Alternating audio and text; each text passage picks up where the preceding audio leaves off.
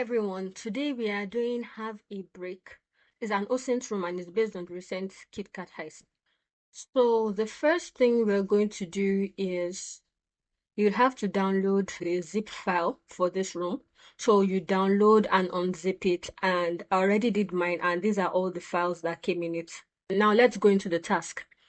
Okay, the disclaimer says that this challenge is inspired by real cargo theft.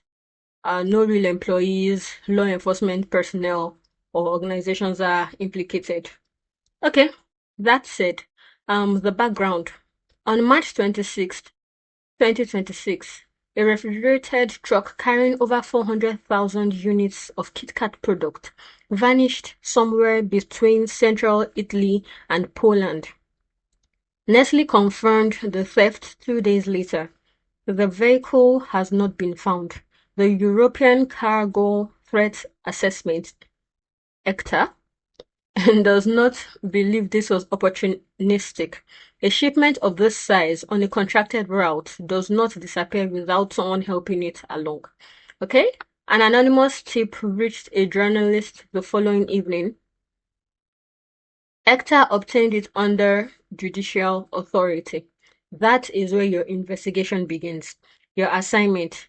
You are a CZ node investigator on Project Have a Break. Your goal is to identify the culprit behind the heist by using the following files. I think we already have them here. Now, the first question says, which VPN service was used to send the anonymous email from the .eml file? So this is the email. This says, I work for the logistics company that was moving Nestle shipment. I do not know who took it or where it is, but I know it was not opportunistic. Someone gave the route details to someone outside before that truck left. I saw unusual activity. Okay, right now we don't really need the content. We're looking for VPN. What we need to be looking at is the header. So we're going back to open this file with Notepad. So this has revealed all the headers, and we're looking for a received header, but then we have mail servers and all of that. So the header that we're looking for is the one that is closest to the received header that we're looking for is the one that is closest to the email. So this says from 193.32.249.132. This just gives us an IP address. This is the VPN that we're looking for. So now we're going to use whoisDomain to find out who the IP address belongs to.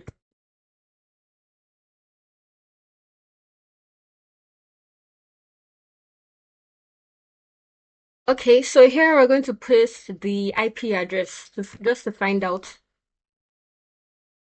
Here we have the IP information, and what we're looking for is the organization's name. Okay. For the organization's name, this is what we have. 31173 Services, Netherlands. Okay. We're going to just Google it and see what comes out. All right, so as we can see here, it says it offers dedicated services, co-location, and cloud services with IP ranges often associated with Mulvad VPN or that hosting, yada, yada, yada. So I think what we're looking for is Mulvad VPN. And we can go further. If we don't want to use the AI generated answer, we can check websites like this one. This, for instance, says we consider yada yada yada. Here again, we see Mulvad VPN, and that seems to be the only VPN making an appearance. Okay, here again, we see Mulvad VPN. So I think it's clear by now that the answer is Mulvad. All right. Next question says, Next question says, what is the full street address of the petrol station where the missing vehicle was last seen? I kid you not, guys. When I was trying to find this answer, I think I spent the most time here, and then I realized I was overthinking it. Okay, let's read the memo. We haven't read the memo. So the memo is briefing us on everything that happened, subject requesting authority, contributing agencies, distribution, handling code. All right. Incident summary says on or around 26th March, a refrigerated vehicle, yada yada yada. The consignment was destined for distribution in Poland with an estimated transit route of this to this via Austria and the Czech Republic. Okay, the vehicle failed to complete scheduled check-ins and did not arrive at the destination distribution center as of 28th March. Both vehicle and its entire cargo remain unaccounted for. Okay, the intelligence assessment says the vehicle deviated from its check-in schedule without triggering automated alerts, suggesting prior knowledge of monitoring intervals or deliberate suppression of telematics data. The shipment was part of a sorry, what are we looking for? We're looking for the full street address of the petrol station where the missing vehicle was last seen. Okay. Exhibit A is the EML file. So it says anonymous electronic communication was received by a journalist at Brno Regional News. The sender claims to be a Transbureau employee with knowledge of irregular internal system activity the night before the vehicle's departure. Okay, we read that in the email. Exhibit B is a dash cam image. During canvassing of vehicles recorded on the D1 corridor on the night of 26 March, a dash cam SD card was recovered from a vehicle stopped for an unrelated traffic matter near Holland. Okay, so let's check out Exhibit B. So we can see from here that it was stopped near Holland. So what we have here is a fuel station, Arlen near Holland. All right. So we're going to go back to try and find out where the fuel station is and its full address.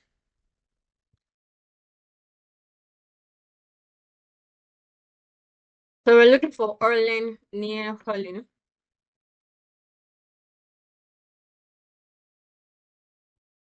Orlen Benzina near Holland.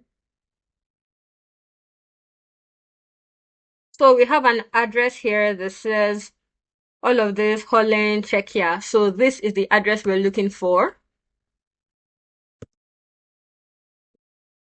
Now, at what time did the suspicious action take place in the route planning system on March 25th? What was the suspicious action? Going back to the email, this says someone gave the route details to someone outside before that truck left. This is the suspicious action. I saw unusual activity in our internal system the night before departure. Access to a file that had no reason to be touched at that hour. Alright, so we're going to see what here can help us. The name of the company is Trans Euro. So okay, what can help us see access is the access logs. Open this with Notepad as well. I mean, you can open with whatever you want, but I'm using Notepad. Here we're looking for suspicious action that happened on the 25th. And looking through the logs, you see 24th, 24th. So this is where this is the day that we're looking for. This is where the day starts. I'm just going to highlight all the activity for 25th, so we know where we're looking. So this is all the activity for 25th. And we're looking for suspicious activity that happened that day. And here we see view, view, view, view. You can't really do much with view. Edit looks a little bit suspicious. Edit as well. View, view, view, export. Okay, remember from the email said someone gave the route details to someone outside before that truck left. So I think we can agree that the export was the suspicious activity. And this is literally the only person who exported anything that day. So this was the time on the 25th. Next question says, what is the employee ID of the person who sent the anonymous email? All right, let's go back to the email again. I work for the logistics company that was moving the yada yada yada. I do not know who took it or where it is, but I know it was not opportunistic. Someone did this. I saw unusual activity in our internal system the night before departure. Okay, so we're going to go back to our log, because if this person says they saw unusual activity that night, that means they were also logged in. They had access around the same time too. So going back to the access logs, we see this happened at night. This happened at 5:55, so not really night. Okay, this was the only person who was also around at night, who was also logged in at night. This is most likely the person who saw the activity. So we're going to use BR0312. Had to be that guy. All right. Now next question says, what is the employee ID of the employee responsible for leaking shipment details? So of course we're going back to the access log, and this is the person responsible for leaking the shipment details export. Yeah. And the ID is BR0291. And now finally, we see what is the full name of the culprit. So we're looking for the full name of the person with this employee ID. So I think we're going to go back to the company folder. We want to see what else we can get from there. We could check the employee CSV.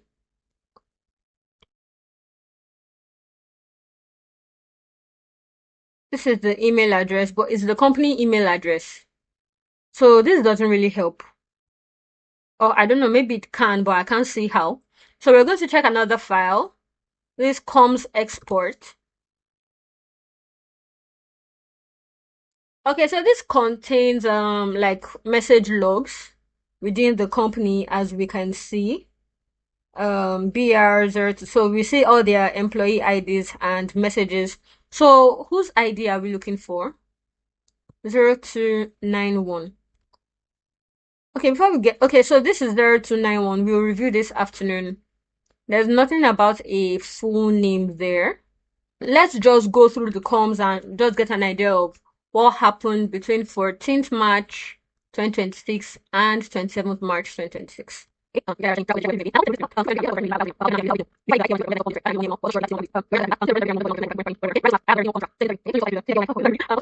Okay, here we see an email address, right? And here it says, reminder to all staff, personal email addresses must not be used for accessing or sharing company files. This morning, a request was received from an external address, this address, to access files in the route planning shared folder. The request was blocked. Please use your company account for all work-related activity. Okay, so this stands out, and we see that the incident occurred, the event, well, occurred on the morning of 24th of March. So we're going to go back to the access logs. Okay, this says authentication failed. And remember, they said that the activity was blocked, the request was blocked. So 24th March, authentication failed. This has to be it. And we see that the person who tried it was the employee that leaked the route. So it just makes sense that the email address is the culprit's email address, right? So now we're going to try and see the full name of this person. And okay, the first thing I did was I tried to send an email using Gmail to see if it was going to have a full name, but that didn't work. So instead, we are going to be using an OSINT tool called Epieos. And Epieos is going to let us know, give us details about the email address. Okay. I confirm I'm of legal age. I accept Epieos, yada yada. So we're going to paste the email address here.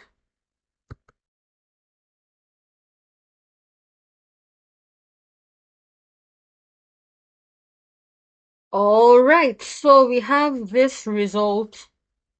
So these are all the activities that we have linked to the email address. We have Google Maps, Google Calendar, Google Plus, Archive. Let's check Google Maps because Google Maps tends to have your full name. Also, I checked the calendar earlier when I was doing mine and I didn't see anything useful. Okay, so here we see Radovan Bolstak. I'm sorry, I'm not from that side of the world. So, Radovan and whatever his surname is pronounced as. And this is the full name of the culprit. So we copy that,